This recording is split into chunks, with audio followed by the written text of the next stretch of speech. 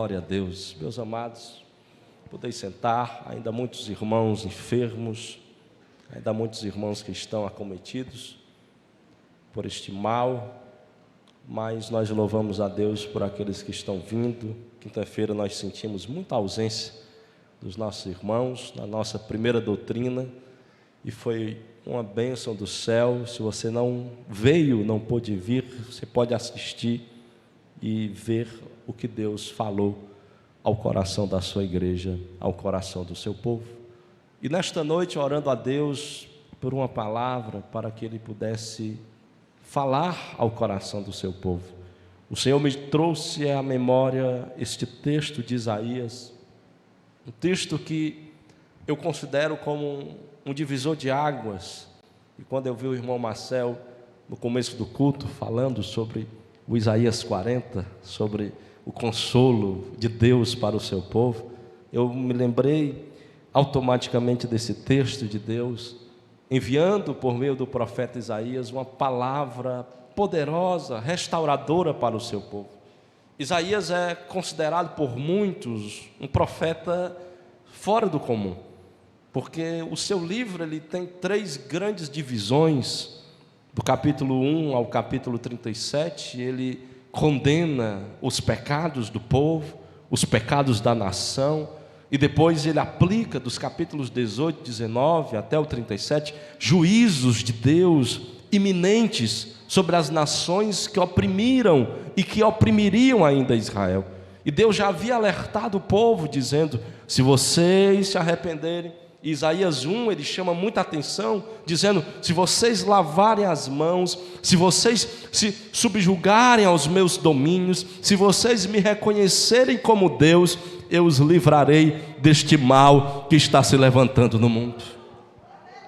Mas o povo não se arrependeu, o povo não se humilhou, o povo não reconheceu, o povo não confessou, o povo não quis mudar. E a consequência disso tudo é que Deus permitiu, e está isso em Isaías do 37 ao 39, que ele levantasse um homem ímpio chamado Senaqueribe da Síria, lá do norte, ao extremo, próximo ao rio Tigre, um pouco mais acima, e corresse até Israel para assenhorar as 10 tribos do reino do norte. E Senaqueribe, com toda a sua pomposidade, com seus 185 mil soldados que estavam à sua disposição, uma grande trincheira que ele havia levantado para oprimir e destruir este reino do norte, ele vai e literalmente avassala, ele literalmente derruba, ele tira do poder, ele acaba com as casas, ele acaba com o povo, ele acaba com a população. As 10 tribos já não existem mais. E agora o homem chamado Ezequias, e está tudo isso entre o capítulo 37 ao 40, ele ora a Deus, ele pede misericórdia, ele ora e diz: Senhor, eu não quero que o mal que aconteceu no reino do norte, ele aconteça com o reino do sul, porque no reino do sul era apenas 2,5 tribos, era apenas a metade da tribo de Manassés, a tribo de Benjamim, a tribo de Judá, era apenas esse grupo pequeno que estava ali envolto. Mas mesmo assim, este rei pequeno clamou a um Deus poderoso e disse: Senhor, eu sei que o exército de lá, ele é poderoso, mas eu creio que mais poderoso é o Deus que tem nos levantado.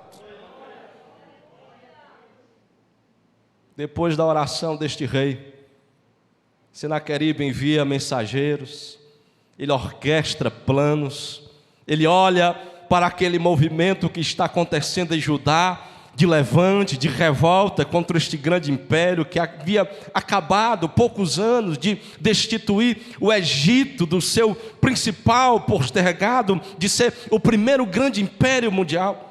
E agora eles estavam se achando os donos do mundo, e não queriam saber da pessoa de Deus.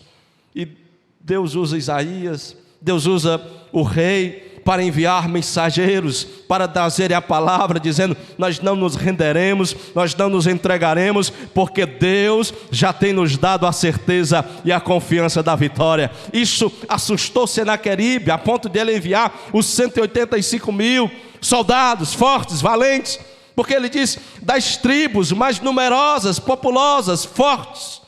Por que não lembrar de Efraim, com seus mais de 600 canhotos prontos, disparados, para aplicar um golpe com a flecha certeira, para alcançar os inimigos e atingi-los. E Senaqueribe estava se lembrando disso, dizendo: eu destruí Efraim no norte, que era mais forte e poderoso que Judá, mais poderoso do que Benjamim. Quem são vocês para que não quererem me reconhecer como rei? Mas sabe o que é que Deus faz? Deus transforma batalhas perdidas em milagres. Sabe como é que Deus faz isso? Quando nós começamos a olhar para Deus e não para os problemas que estão ao nosso redor. Quando nós começamos a olhar para o Deus dos céus e não para a tribulação que está se aproximando de nós. E aquele rei, ele ora, o profeta está dizendo: confia, Deus é contigo, Ele vai dar o livramento. Humanamente você poderia dizer 185 mil contra mais ou menos 6 mil, que era mais ou menos o número de soldados que estavam à disposição com aquelas duas tribos. Humanamente você diria: serão mortos, devassados, não haverá escape, talvez expostos à vergonha, eles serão destruídos. O que este rei está fazendo? Que coisa louca é essa? Vamos nos render. Mas quando nós olhamos para Deus, nós sabemos que a estratégia da guerra não vem de nós, ela vem do Senhor. Glória a Deus. Quando nós olhamos para Deus, nós sabemos que a guerra, ela ainda não foi vencida, enquanto Deus não bateu o martelo e pelejar por nós. Ele ora, pede livramento, e o livramento de Deus, ele vem de uma forma extraordinária, de uma forma rica, de uma forma miraculosa, de uma forma que você, ao olhar humano, vai dizer: isso é impossível de acontecer. Mas eu vou lhe dizer, quem olha para Deus só enxerga coisas impossíveis e consegue ver realizado na sua vida coisas impossíveis. Qual foi o livramento de Deus? Deus só deu uma ordem a um anjo. Oh, glória a Deus. De um lado 185 mil, do outro lado um anjo. Mas quando esse anjo, ele é enviado de Deus, pode ter milhões, bilhões, trilhões, pode ter zilhões, pode ter quantos forem, se ele foi enviado por Deus, se Deus está na peleja, se Deus está na batalha, uma certeza nós temos: Deus já venceu a guerra por nós. Aleluia! Numa noite, a noite no deserto, que é o caminho por onde eles peregrinavam, já haviam passado pelas 10 tribos, estavam chegando agora e se amontinando, fazendo as estratégias, os seus generais, os seus suboficiais, as estratégias de guerra para poderem, como iriam invadir rapidamente, destruir Jerusalém, como iriam saquear aquele povo. Mas eles não sabiam que Deus já havia dado a ordem da vitória para o seu povo. Em uma noite, apenas um anjo matou, dizimou 185 mil e não sobrou um. Glória a Deus! Pastor, por que aconteceu isso? Porque o povo olhou para quem? Para Deus. Isaías 45, que de Isaías 40 até o 66...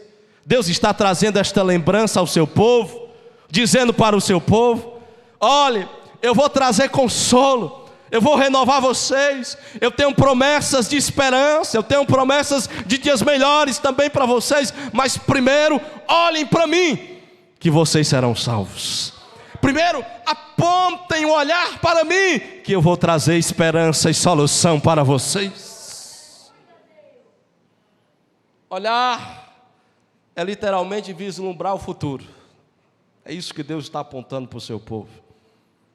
E a pergunta que o Espírito Santo tem falado ao meu coração desde que eu cheguei é: para onde nós estamos olhando esses dias? Para onde nós estamos olhando?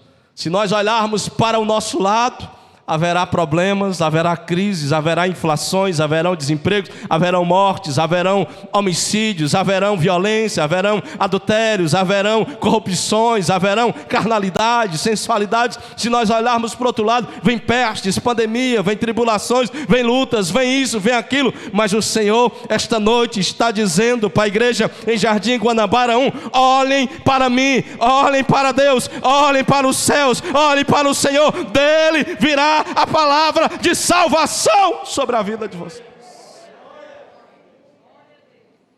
Para onde nós estamos olhando?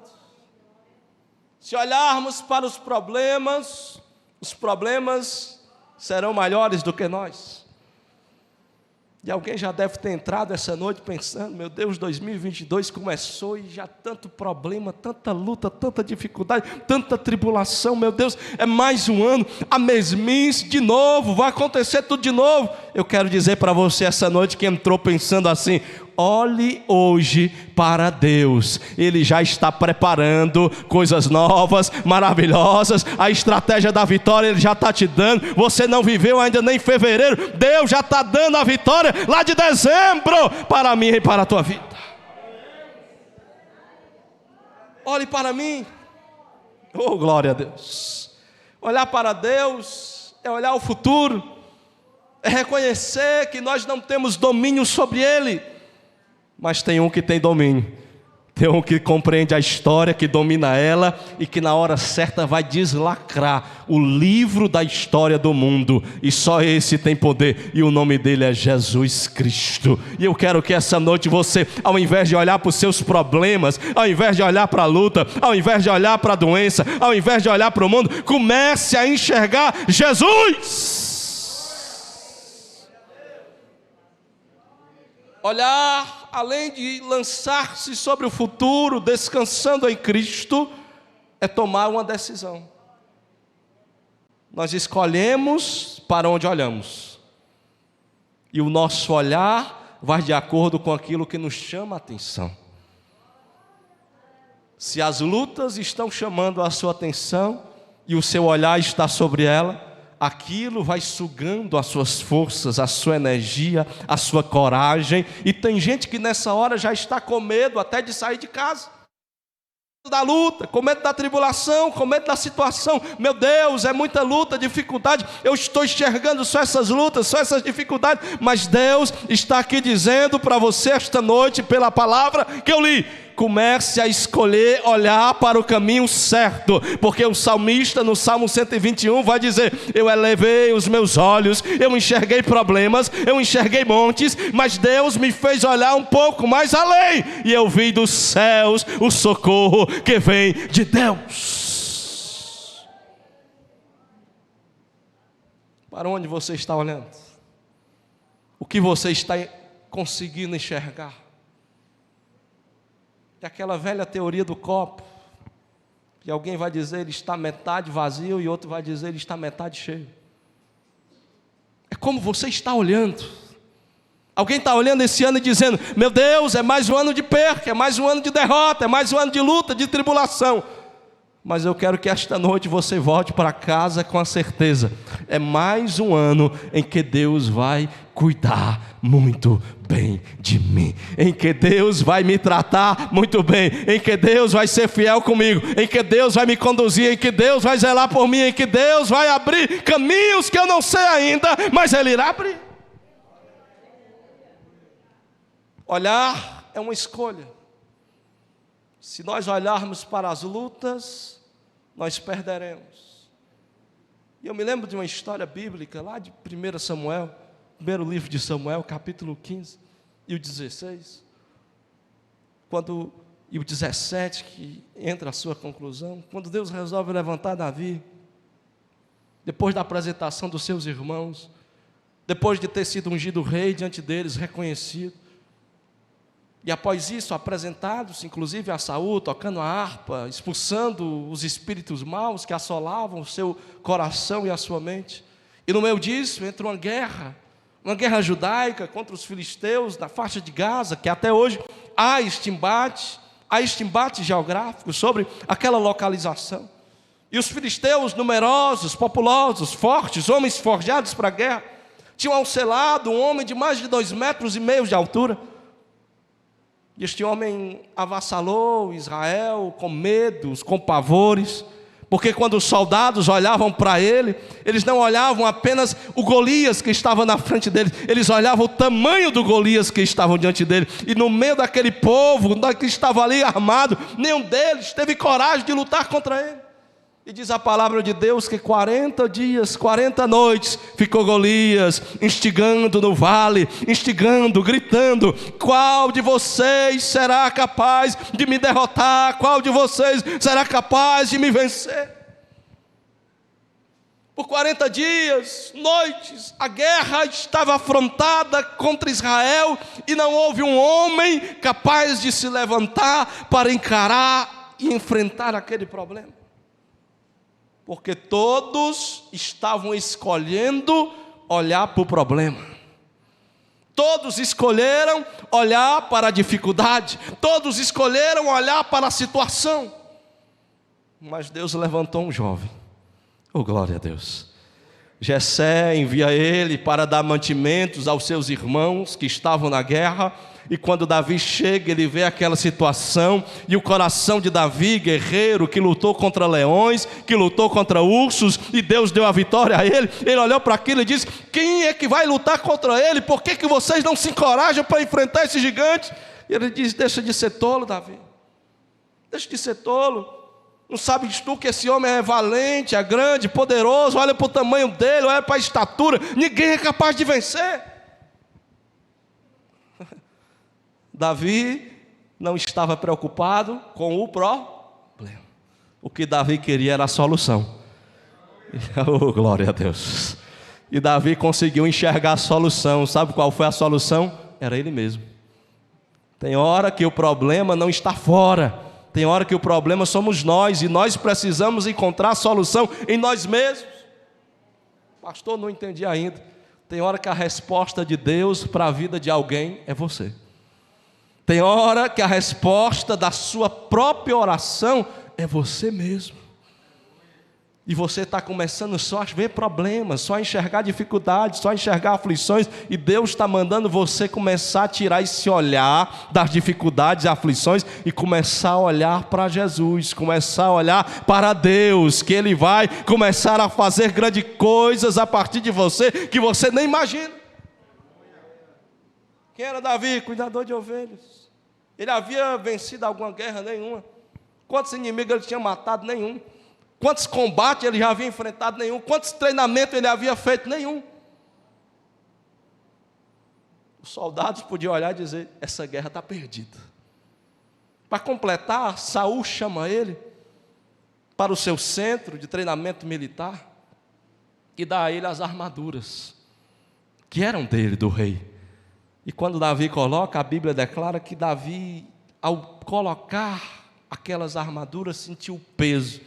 Porque esse peso não é apenas os bronzes que aquela armadura elas pesavam, mas o peso da própria personalidade do rei que estava ali instituído. Ele não conseguia suportar porque era mais pesada, era mais forte do que o seu braço, do que a sua força braçal.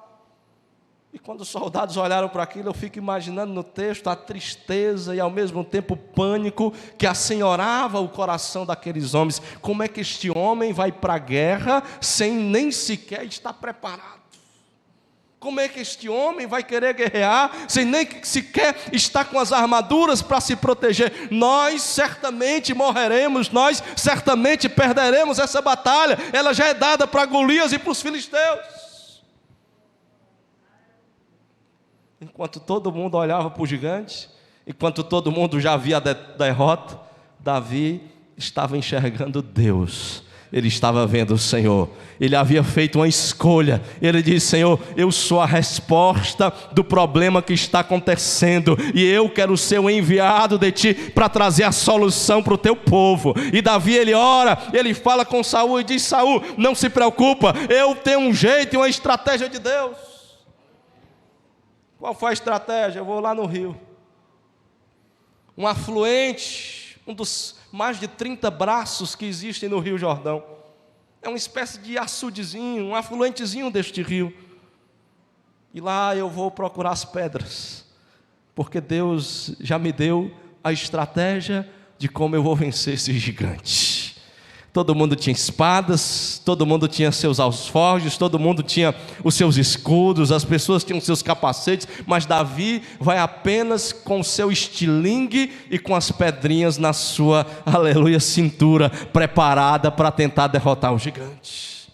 Chega o dia da batalha, 41º dia, o gigante vem mais uma vez. Quem vai ser o corajoso de me vencer? Quem vai ser o corajoso de me desafiar? Ninguém se levanta, só Davi, o pequeno servo, jovem, adolescente talvez ainda, mas que no seu coração ele tinha uma certeza: eu escolhi olhar a Deus e não o problema que está ao meu redor. E naquela, aleluia, naquela declaração dele, quando o gigante chega e diz: Davi, tu vem a mim com paus e pedras, tu vem a mim dessa forma, tu não acha que eu não vou te vencer? Quem é você para estar diante de mim? Aí Davi retruca com ele: tu vem a mim com pau e pedra, mas eu estou vindo a ti, não é com as mesmas armaduras, com a mesma estratégia que você vem. Eu venho a ti em nome do Senhor dos Exércitos. Quem está lutando esta guerra é Deus e não eu, aleluia. Você crê que Deus já está lutando as lutas na tua família, no teu casamento, nos teus filhos? Quem está lutando lá nos teus negócios, no teu trabalho, na tua empresa, quem está lutando por você é Deus. Oh, aleluia. O gigante afoito parte para cima de Davi, mas não se recobre de defesa. Ele não usa o escudo, que era sempre usado para proteger a parte frontal e as partes mais sensíveis do corpo humano, que nós chamamos de a área vital do corpo. E nesta ocasião, Davi, estrategicamente usado por Deus, ele olha a solução do problema. Esse gigante é grande. Se ele é grande, a testa dele também é grande. E eu sei que essa pedrinha pequena, se ela atingir a sua veia bem aqui frontal, ele vai ser capaz de desmaiar ele, e ele vai cair no chão. E eu sei que a vitória vai vir em nome de Jesus. Sabe quantas pedras foram necessárias para derrubar o gigante? Só uma. Oh, glória a Deus. Sabe por que foi só uma? Porque quem estava lutando a guerra era Deus e não Davi. Sabe quantas ações você vai ter que fazer para vencer a batalha? Só uma. Pastor, qual é a ação? Orar. Só ore. Só ore e aguarde a decisão de Deus. Só ore e aguarde, aleluia, aguarde o que Deus vai fazer. Só ore, só escolha: Senhor, esta noite eu quero olhar para Ti. Só olhe que Jesus vai fazer coisas maravilhosas. Isaías está relembrando isto.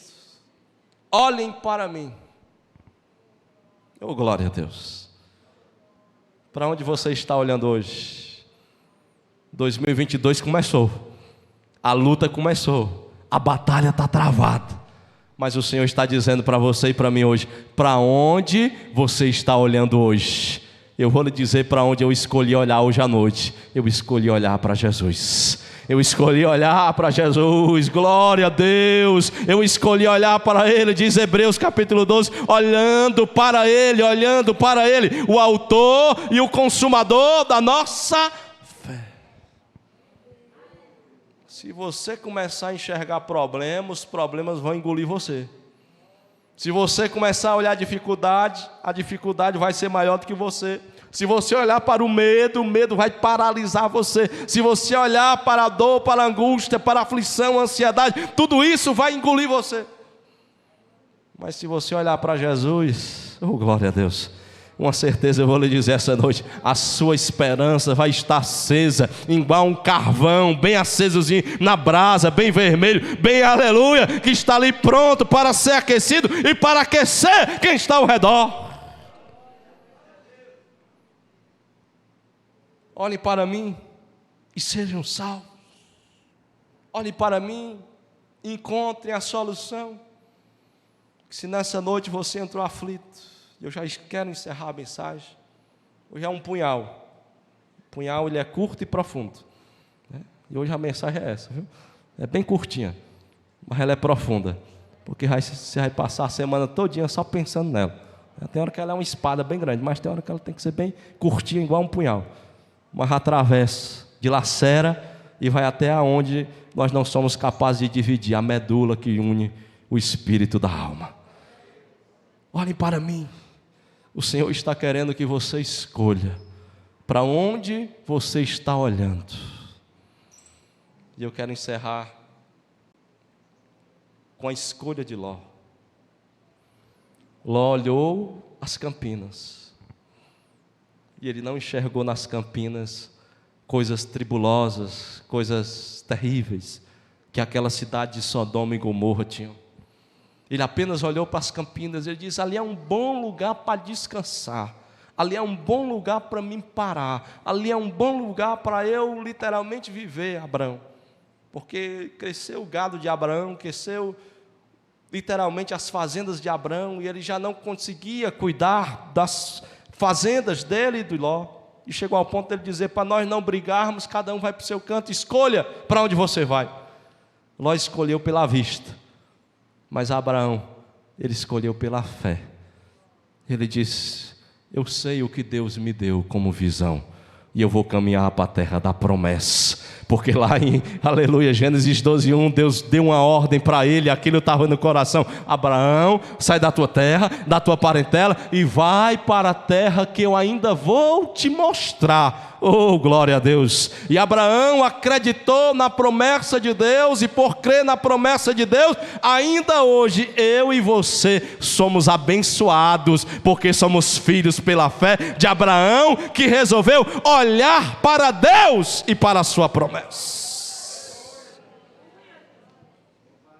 Se esse ano começou atribulado, eu quero concluir dizendo para você: olhe para as promessas de Deus.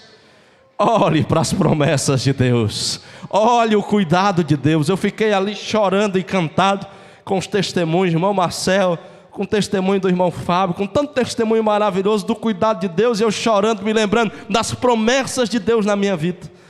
Como Ele é fiel, como Ele é cuidadoso, como nós devemos olhar quando tudo estiver escuro ao seu redor. Olhe para as promessas de Deus. Quando você estiver no deserto, olha para as promessas de Deus. Quando não houver mais condição de ter esperança, olha para as promessas de Deus, que Ele é fiel para cumprir na tua vida. Eu quero lhe convidar a ficar em pé. Hoje não dá para me gritar mais, então vou parar por aqui. Deixar para a quinta. Mas olhe para as promessas de Deus. O Senhor quer renovar hoje promessas em corações. Não olhe apenas para as Campinas Verdes, não olhe só para esses lugares. Olhe para Deus, olhe para Jesus. Ele é fiel, Ele é poderoso para fazer coisas maravilhosas sobre a tua vida. Aleluia. Eu quero convidar e desafiar, se houver alguém essa noite que deseja confessar Jesus como Senhor e Salvador, se houver alguém que deseja reconciliar-se, a oportunidade está lançada. É tempo de nós voltarmos a Deus, de olharmos para Deus, de escolhermos Deus e deixarmos Ele fazer coisas gloriosas na nossa vida. Louvemos ao Senhor.